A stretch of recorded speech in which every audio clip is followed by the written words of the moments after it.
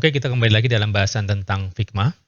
Kita akan membahas lagi tentang animasi dan khusus pada bagian ini kita akan membahas tentang panel interaction. Jadi kalau kita ingin membuat animasi, maka di sini Anda akan melihat ada anak panah dan akan muncul panel interaction.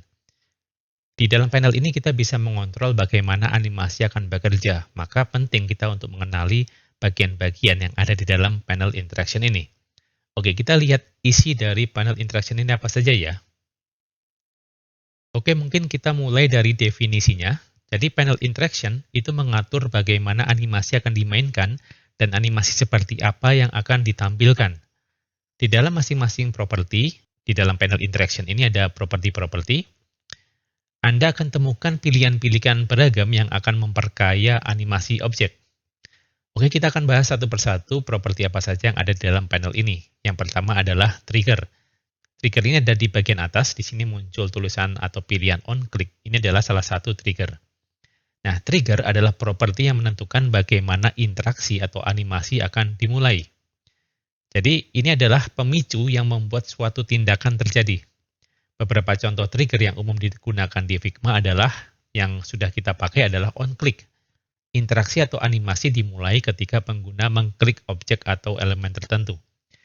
Jadi pada latihan sebelumnya kita mengklik pada persegi 4 dan kemudian akan terjadi sesuatu.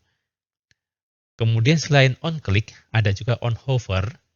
Jadi interaksi atau animasi dimulai ketika pengguna mengarahkan kursor ke atas objek atau elemen. Jadi kalau kursor mouse diarahkan ke atas objek atau elemen, maka akan muncul animasi atau interaksi seperti yang diinginkan. Lantas ada juga while pressing, itu artinya interaksi dimulai dan berlangsung selama pengguna menekan objek atau elemen. Jadi, interaksi atau animasi akan bekerja ketika kita mengklik dan menahan objek atau elemen itu. Lantas ada juga after delay, interaksi dimulai setelah jeda waktu tertentu.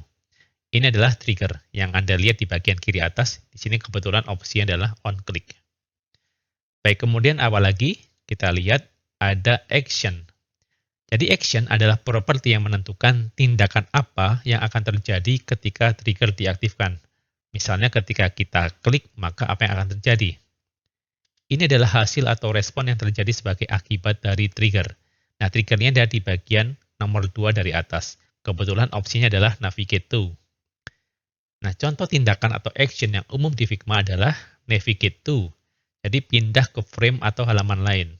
Jadi ketika kita klik maka akan pindah ke frame atau halaman lain. Nah, dalam Figma halaman ini namanya adalah page. Kemudian ada juga open overlay. Ini membuka overlay di atas konten saat ini. Dan kemudian adalah swap overlay, mengganti overlay saat ini dengan yang baru. Lantas ada close overlay, menutup overlay yang sedang aktif. Atau yang terakhir adalah back, kembali ke frame atau halaman sebelumnya. Nah, khusus untuk overlay kita sudah bahas pada pembuatan prototype, jadi Anda bisa lihat kembali pada topik tentang prototype. Ini adalah tentang action, kemudian di sini ada destination, Anda lihat di sini ada frame 2, ini adalah destination. Ini adalah properti yang untuk menentukan tujuan dari action.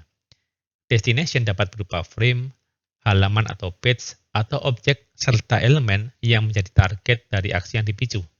Jadi kalau navigate to ke frame 2 artinya ketika kita klik maka akan berpindah ke frame 2.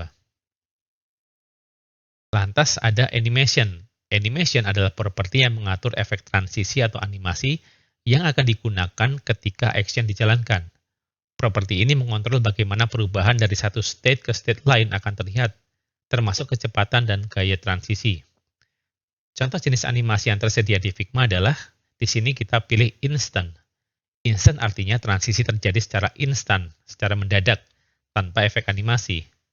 Kemudian ada dissolve, ini adalah transisi dengan efek pudar, di mana satu frame perlahan-lahan menghilang dan frame lain muncul.